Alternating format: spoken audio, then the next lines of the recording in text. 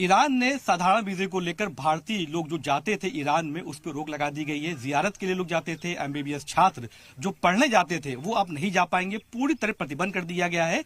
Iran का कहना है कि जो लोग टूरिस्ट वीजे से आते थे वो यहाँ पर नौकरी के नाम पर झांसा दिया जाता था, उनको बंधक बनाकर उनका शोषण किया जाता था। इस पे पूरी तरह से लगाम लगाने के लिए ये प्रक्रिया करी गई है।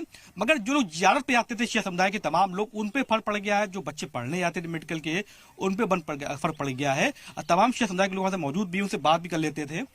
वैसे भाई आपसे बात समझते हैं कि जो ईरान में लगातार जो टूरिस्ट वीजा चल रहा था 15 दिन के लिए, अब उस पर रोक लगा दी गई है। कहा गया है कि फर्जी लोग जो वहां आते थे नौकरी के लिए, उसे प्रतिबंध लगाने के लिए किया गया। मगर लगता है कहीं ना कहीं जियारत के लिए जाते तो लोग फर्क पड़ेगा उस पर।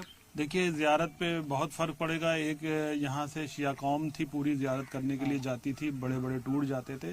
तो उनको चाहिए कि जो कमर्शियल वीजे हैं, जैसे जो काम करने वाले वीजे हैं या डॉक्टरी करने वाले, पढ़ने वाले, उनके ऊपर रोक लगाए। यहाँ तो जो शिया के कौम के बड़े बड़े इदारे हैं वो हर मतलब साल में करीब 3-4 चक्करें लगाते हैं कि जियारत करने के लिए वहाँ पे तमाम हम लोगों के असल रोजे बने हुए हैं।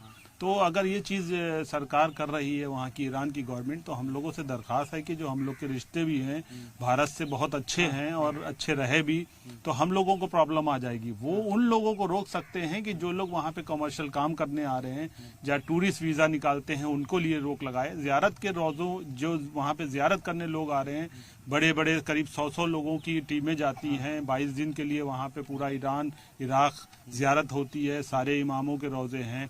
तो उनके लिए ना रोक लगाए, क्योंकि उनके लिए अगर रोक लगाया जाएगा तो एक बहुत बड़ा तबका है जो शिया कौम है वो भी नाराज भी होगी और दुखी भी होगी कि हाँ, हमारे असली रोजे हैं वहाँ की हम जियारत नहीं कर पा रहे हैं। हम लोगों का समझिए एक तरह से जियारत जो होती है वो समझिए कि एक हज होता है, उसी तरीके का ये पार्ट है। तो ये जो ईरान की गवर्नमेंट है उससे दरख्वास्त है कि ये चीज़ें ना करें।